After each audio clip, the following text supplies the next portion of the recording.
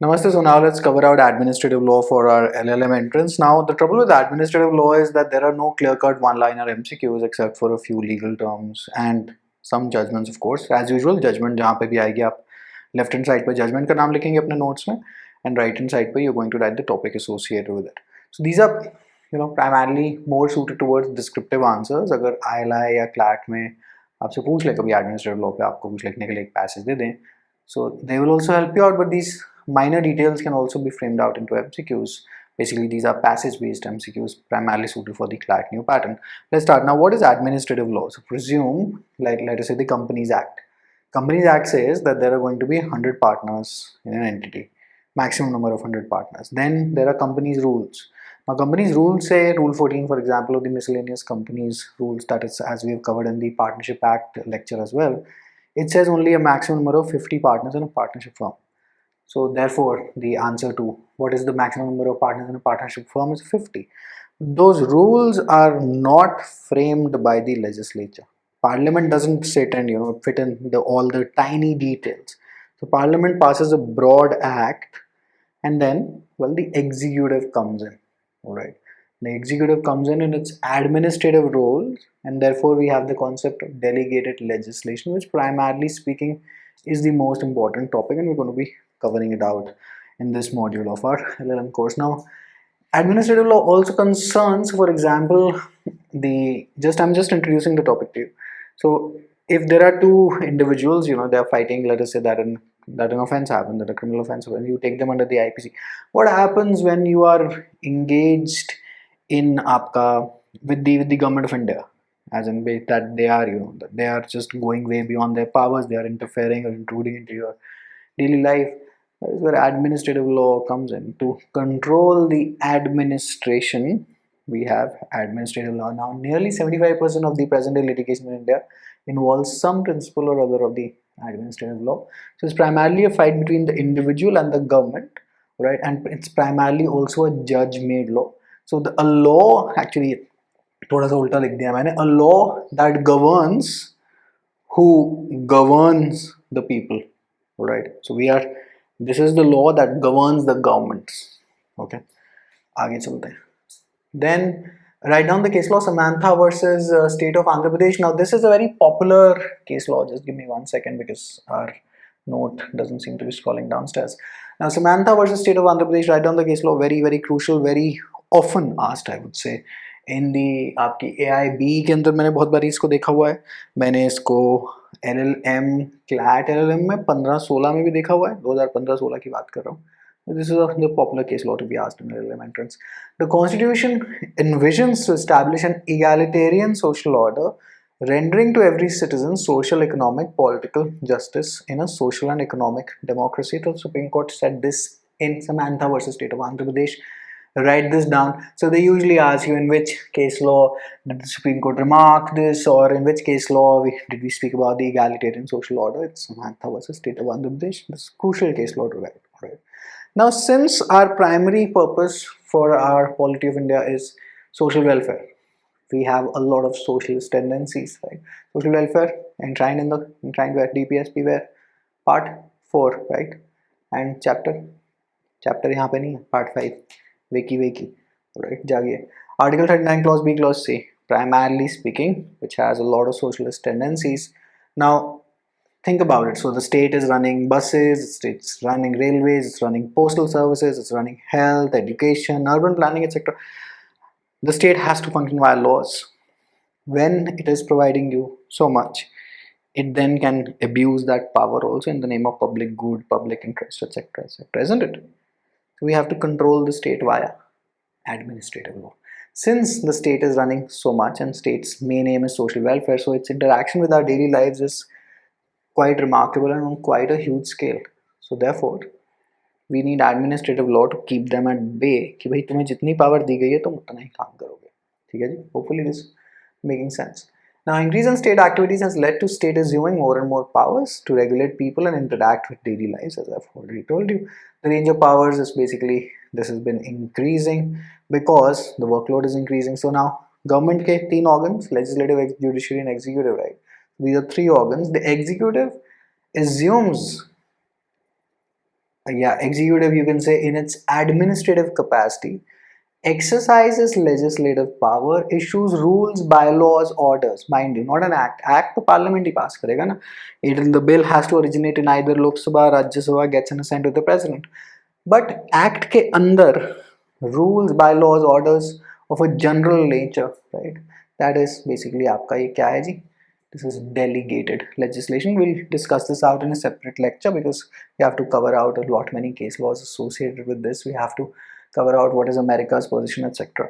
मतलब काफी काम है इसके अंदर. Now the administration has acquired powers of adjudication over disputes between itself and private individuals per se. Therefore, you have tribunals. What is quasi-judicial? Now, what is the meaning of word quasi? Quasi is not exactly. So presume that this is a camera, as in presume that this is a, I'm shooting this lecture on a phone. The phone is a quasi camera, so it isn't a full camera, but it's sort of that, right? So quasi judicial tribunal, for example, a railway tribunal, it will only adjudicate over basically railway tickets, prices, etc. Whatever disputes that you have regarding railways, you cannot file a divorce petition in a tribunal, correct?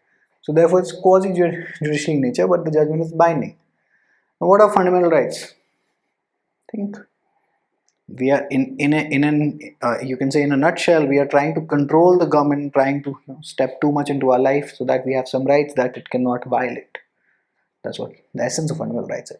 So, objective of administrative law is to ensure legal control of administrative power and to provide protection to the individual against abuse of such power. Okay? Now, the proclaimed objective of Indian polity is to build a welfare society. Administrative process. अब welfare society आप बनाएंगे कैसे? Obviously through an administrative process. So the administration regulates this law, this process, and we have to check abuse of power in the name of public good, public interest, as we already discussed, right? So rule of law, A.V. Dicey, as usual, 1885, right? It embodies supremacy of law. A.V. Dicey जी कह रहे थे जी, absolute supremacy or predominance of regular law as opposed to the influence of arbitrary power, and includes the existence of arbitrariness or prerogative. आपको I believe ज़्यादा कुछ लिखने की यहाँ से ज़रूरत नहीं. We'll just skip this. We'll just come straight to the point. Equality before law is an aspect of rule of law. Equality before law कहाँ दी हुई है? Article 14, right? Or equal subjection of all clauses or all classes to the ordinary law of land administered by the ordinary law court. So he criticized something called as, he write this down, droit administrative. So this is administrative law in France is called droit administrative, MCQ. So in France they have separate bodies, basically very distinct administrative tribunals. If you have a fight with the government, you go to these tribunals. You do not approach an ordinary court of law. So there you, like for example, you will not be approaching, like if you were in India, you will not be approaching a high court. This is exclusively there, and we'll just discuss iske ek do features or and basically the appellate authority, etc. Just coming to that at the end of the lecture. So in UK back then, Dicey claimed rule of law, but he ignored the legal maxim, the king can do no wrong, meaning king की तो कोई liability है ही नहीं, king ने क्या गलत कर दिया, right? So he ignored crown privileges. So academically speaking, no questions to be framed here. The theoretically UK system is better because everyone's in the same ordinary, कोई basically ordinary court, कोई अलग कोई VIP treatment नहीं है to the administration guys. But France wins actually in realistically, practically, because the ordinary courts are less burdened with litigation. Article 300 of the Constitution says what the government can be sued, right? Most of the litigation in India, 75% of it is with the government. Court जो है, they are forever overburdened by this thing. अच्छा, tribunals के साथ related judgment, I believe Article 323A, 323B, inserted by the 42nd Amendment, if I'm not mistaken. L. Chandra Kumar was Union of India, crucial case law associated with this topic. अभी आगे आना ही है, तब देख लेंगे tribunals के topic में, दोबारा देख लेंगे उसको. अच्छा जी. So initially he denied administrative law existed in UK, but then he later recognized. By 1915 he started recognizing. Now a couple of MCQs that only appear in CLAT AIRT, DU LLM, ILIMA, very very less chances because there's centralized सरकारी universities, they don't tend to ask such stuff. ये हमारे जो फिरंगी मित्र हैं in CLAT AIRT, they always do ask. So in the UK, everyone, basically the jurists, were alarmed by assumption of power by the larger amount of powers by the executive. So Lord Hewart, Hewart लिख लीजिए. तो इनकी किताब थी The New Despotism, all right, and in which he criticized the assumption of power, the larger assumption of power by the executive. The result was a committee on ministers' power known as the Donoyomore Committee. So if they ask you what is the Donoyomore Committee related to, so this is DONOUGHMORE committee. What is this committee related to? A, it's related to administrative law. B, कहीं पे अगर कोई option होगा, it's related to UK में administrative law. कहीं तीसरा option हो Lord Hewart के किताब की criticism के चक्कर में this was made. Alright, so Donoyomore committee. एक और आएगी अभी, Franks committee. Give me 1 second while I reach that. So after this committee was set up, they were looking into the executive. Then happened the Critchell Down affair. Please write this down. This is extremely crucial from the point of view of our exam. So Critchell, Crichel, Down affair. What is Critchell Down affair related to? That's the MCQ. Right. So Critchell Down affair के अंदर basically आपकी जो Ministry of Air थी, तो in which they compulsorily purchased land from an individual being used for आपका bombing range. And after war, the original owner wanted to repurchase it, but the land was transferred to the Ministry of Agriculture, and the individual's claim was handled very carelessly by the people, by the officers in charge. And this again, alarm bell baj gayi. So a Franks committee was set up. So Committee on Administrative Tribunals and Inquiry 1955. So again, Franks Committee, Donoyomore Committee, and Critchell Down affair. Crucial pointers to remember. और Lord Hewart की किताब का नाम अगर कभी आया तो AILT में टपक सकता है. AILT PG, that is. Alright, since मेरी किताब में आ गया, तो this is another fun fact. Another, always I believe the standard MCQ that usually appears is, which is the first common law country to have adopted the Scandinavian system of ombudsman? New Zealand. Ombudsman के बारे में हमने बात करनी ही करनी है. अच्छा, what about the rule of law in India? So the administration cannot exercise arbitrary power, and it should function according to the law of the land, which I believe is common sense. It forms part of our constitution. So basically it forms one of the basic features. Article 14 के अंदर rule of law भी basically I believe Indira Gandhi versus Rajnarayan में expressly ये बोल दिया गया था. उससे पहले भी बोल गया हो पता नहीं, लेकिन उसके अंदर तो बोला ही गया था, right? So derivative of the rule of law is the judicial review of administrative action.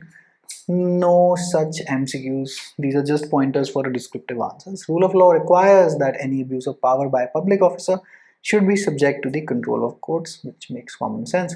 Doctrine of separation of powers is given where? Which country follows it? It's USA, Basic Polity 101. This has also been labeled the doctrine of separation of powers as the principal doctrinal barrier